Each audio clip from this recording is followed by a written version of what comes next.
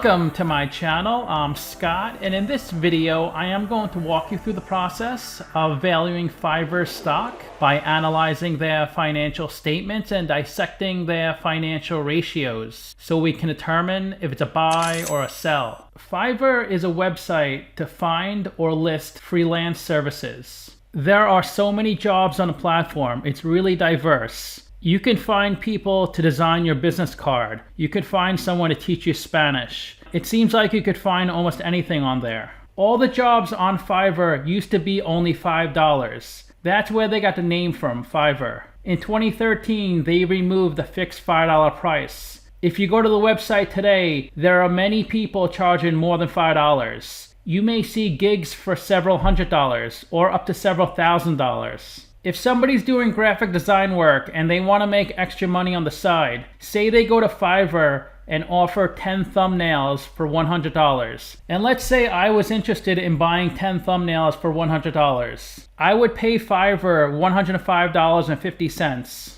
That $5.50 is a service fee that goes to Fiverr. If the order was below $50, I would have to pay an additional $2. I would communicate with the graphic designer through email on the Fiverr platform. And then 14 days after I receive the 10 thumbnails, Fiverr pays the graphic designer $80. They always keep 20% of all jobs. The company is headquartered in Tel Aviv, Israel, and was founded in 2010. The ticker trades on the New York Stock Exchange, Deutsche Borse, Mexican Bolsa, Sao Paulo, and Boerse-Stuttgart. Let's get started with the model. This is a mid-cap company, 3.2 billion market cap. They're trading at $88 a share, and they have 37 million shares outstanding. Let's look at their financials. The way you value a company is you estimate the free cash flows into the future, and then you discount those numbers back to today's value. That's what we're doing in this video. And free cash flow is cash flow from operations minus capital expenditures. They had negative free cash flow in 2018 and 2019. But things are looking good. They had positive free cash flow in 2020 and even more in the trailing 12 months. Net income is the profit or loss on the income statement. It's revenue minus expenses, and that's negative each year. Revenue is a sales for the company, and that grows every year from 76 million up to 270 million. This is the company's income statement. The top line is the revenue, the sales. Below that is the cost of revenue. These are the expenses directly related to generating the revenue. The cost to maintain that platform is part of cost of revenue. Revenue minus cost of revenue gives you your gross profit, and that looks really good, growing from 60 million up to 230 million. Below that is our operating expenses. Their main operating expenses are marketing and R&D, and below that is their operating income, which is negative every year. It looks like they added a lot of debt in the trailing 12 months. They paid over 18 million interest on their debt. In 2020 it was only 3 million. And in 2018 and 2019, they received more interest on their investments than they paid on their debt, because their net interest is positive 1.4 million and positive 400,000. Below that is their pre-tax income. They don't pay much in taxes, and the bottom line of the income statement is their net income, which is negative every year. This is the company's income statement from their latest quarterly report. The first 9 months of 2020, the first 9 months of 2021, the third quarter of 2020, and the third quarter of 2021. So their revenue increased from 52 million to 74 million. And their cost of revenue was 12.4 million, so their gross profit was 62 million.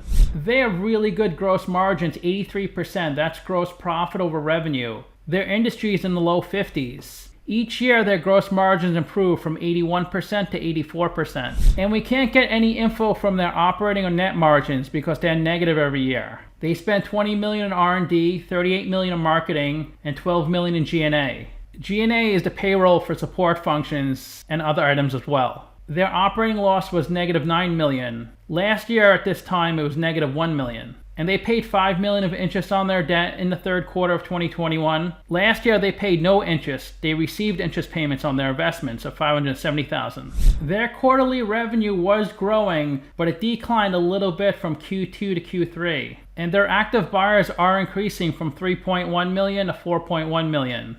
And their take rate, the fee they charge, is 28.4%. So that's been increasing as well, because they have to receive 25.5%, 20% of the order, and 5.5% as a fee. If an order is less than $50, then they have to pay an additional $2 fee. So I guess there was a lot of people who paid less than $50 And that's why their take rate is above 25.5%. And the average spend per buyer is increasing as well from $195 to $234. This is the company's statement of cash flows. The top line is operating cash flow. That's how much cash the company loses or generates from its operational business. So they do have positive operating cash flow in 2020 and even more in the trailing 12 months. Because operating cash flow is net income converted to cash. We're going to look at their operating cash flows in more detail in a little bit, so you'll see what I mean. And they spent a few $1 million in CapEx. That's mainly for their software infrastructure. Operating cash flow minus CapEx gives you your free cash flow. Before 2020, they were mainly running their business on equity. They raised $53 million in 2018, $117 million in 2019, and then in 2020 they added $130 million. So every time a company issues common stock, it increases the shares outstanding. It makes your shares less valuable. They pretty much had no debt before 2020, but in 2020 they added $450 million. Now that they're generating positive operating cash flow, I'm okay with this, because you shouldn't add debt if you have negative operating cash flow. Although the positive is small in 2020, the expectation is it will increase. This is the company's operating cash flow, and this shows us the first 9 months of 2020, the first 9 months of 2021, the third quarter of 2020, and the third quarter of 2021. The way you calculate operating cash flow, you start with your net loss. That was negative $14 million. Last year was negative $454,000. So you would think they did a lot better in the third quarter of 2020 versus the third quarter of 2021. But if you look at their operating cash flows, it looks like they did a lot better in the third quarter of 2021. They generated more cash flow. Let's see why. First, you have to add back the non-cash items on the income statement. We have to add back $1.4 million of depreciation and amortization, another $7 million of amortization. They paid a lot of stock-based compensation in the third quarter of 2021, over $15 million. It was less than $4 million in the third quarter of 2020. This is when you pay employees with stock to compensate them. It brings down the company's net income, but it doesn't affect cash flow, so we add it back here. And then we have to adjust for changes in working capital. So you can see that was the main reason, the stock-based compensation. That really dragged down the company's net income. If there was no stock-based compensation, they would have reported positive net income.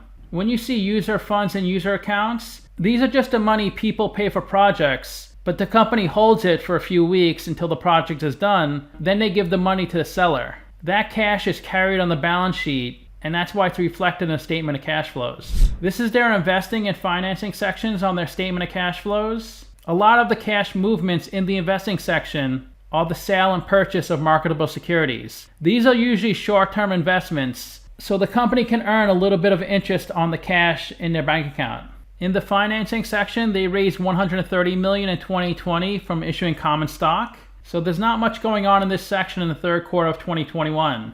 They received under $1 million from the exercise of stock options. They paid $1.7 million of taxes on options, and they repaid $140,000 of a term loan. So in their financing section, they had a cash outflow $1 million.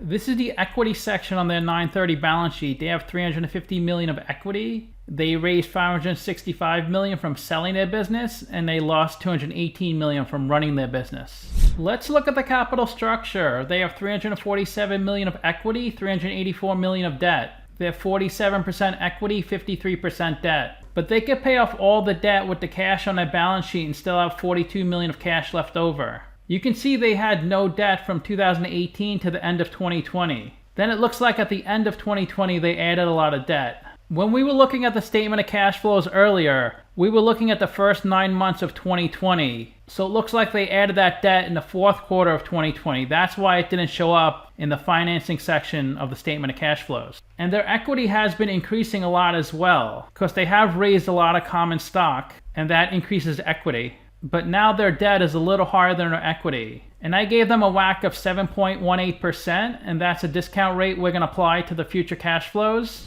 We estimated a little over 3 years of future free cash flows. We also estimated a terminal value, which is all cash flows past 2024, that's $2.1 billion. We discounted those numbers back to today using the weighted average cost of capital. We get a value of the company of $1.9 billion.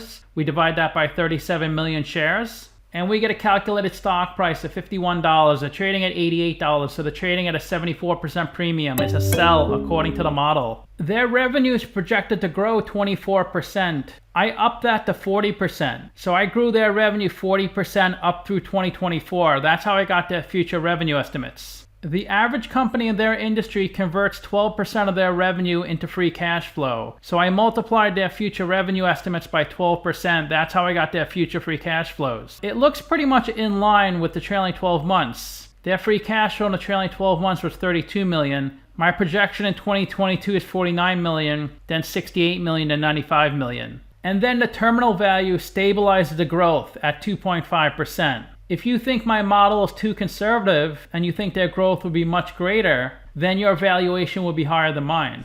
The website Simply Wall Street values the company at 85. They're saying the stock is slightly overvalued. 7 analysts price this stock and the average price target is 146, the low is 90, the high is 205. When you value a stock, you're saying how much it's worth, the intrinsic value. When you price a stock, you're saying how much people will pay. People are sometimes willing to pay a lot more than something is worth. Say a woman was married for 30 years and her engagement ring was worth $10,000. She may be willing to pay $20,000, $30,000 because it has so much sentimental value. And nobody can predict the future of a stock. I'm sure a lot of people out there think the company's worth close to zero, and then other people out there think the stock is worth $500. That's a great thing about the stock market. Everybody has their own view on things. This is where the stock has been trading the past 2 years. It did IPO a few months before March 2020, and the stock was pretty much flat up until March 2020. And then look how much it grew, past $300. So this is a pretty common pattern. A stock grows like crazy after the March crash. Then it starts declining once it hits its peak. But we don't know when the peak is. It could have been here, the peak. It could have been here. So you never know when to sell. Same thing now. You don't know when the bottom is. This could be the bottom right here. It could have been this, but apparently it's not. Some people may have thought this was the bottom. Some people may have thought this was the bottom. But you can see there's a pretty good amount of trading activity on this stock. Lots of big red lines. When it's a red line, that means there's more sell orders than buy orders, and the stock price comes down. They have a beta of 1.83, so the stock moves about 2 times the market. It's a bit volatile. It's gone down 71% in the past 52 weeks, while the S&P is up 17%. The 52-week low is 68, the high is 336. And the stock is on a major decline, trading below its 50-day and 200-day moving average. 1 million shares are traded each day. Of the 37 million shares outstanding, 31 million are on float, 55% are held by institutions, and it has a pretty high short percentage. Over 14% of the shares on float are shorted. A bullish sign is seeing employee count increase, and it pretty much increases every year. It looks like it almost doubled since 2018. They currently have 545 employees. If you invested $10,000 when this company IPO'd, you would have hit $100,000 at the peak. But if you're still holding on, you'd be at $28,000 today. That's still a really good return on investment. 57% of the shares are held by institutions, 30% by the general public, and 13% by insiders. One of the company's directors owns 8% of the stock. BlackRock is 6%. The CEO owns 5%. Then Deere Management, then Sands Capital. Let's look at their financial ratios. We can't look at the PE since they have negative net income. When a company has negative net income, you look to the price to sales ratio, and they have a pretty high price to sales of 12. That's stock price of a sales per share. So that's much worse than the median and average. Their price to book is also on the higher side at 9.3. That's stock price over book value per share. Let's look at their non-current assets. 300 million of marketable securities. These are short-term investments like commercial paper. 6.4 million of property and equipment. 13 million of operating leases. 9 million of intangible assets. This might be patents. 16 million of goodwill. Goodwill is the premium you pay when you acquire another company. 2.6 million of restricted cash. Restricted cash is cash that's set aside for a specific purpose. And 700,000 of other. They have a high current ratio and quick ratio. They can cover their current liabilities with their current assets more than 3 times. Let's look at their current assets. 145 million of cash, 147 million of marketable securities, 126 million of customer funds. These are the funds the company is holding until the project is completed. 134 million of bank deposits. I think this is also cash set aside to pay for the gig when it's completed.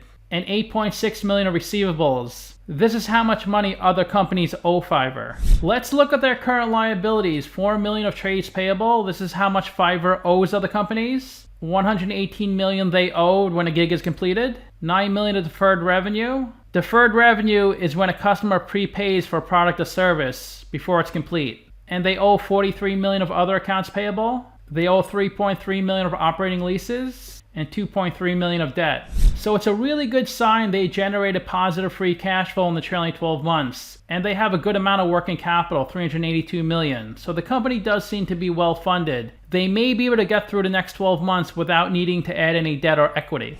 The best way to look at ratio is to compare them to companies in the same industry. There are 68 companies in the same industry as Fiverr. And these are the 19th largest, and then below that is Fiverr. So obviously Fiverr has pretty weak ratios because they're a pretty small company relative to the average. Their market cap is 3.2 billion. That's 25th largest. The average is 46 billion. I think the only relevant number is price to sales. And they have a pretty weak price to sales ratio. So that does indicate the company may be overvalued. When a company has a high price to sales ratio, you expect greater growth in the future. When a company has a low price to sales ratio, you would expect future revenue growth to be pretty stable.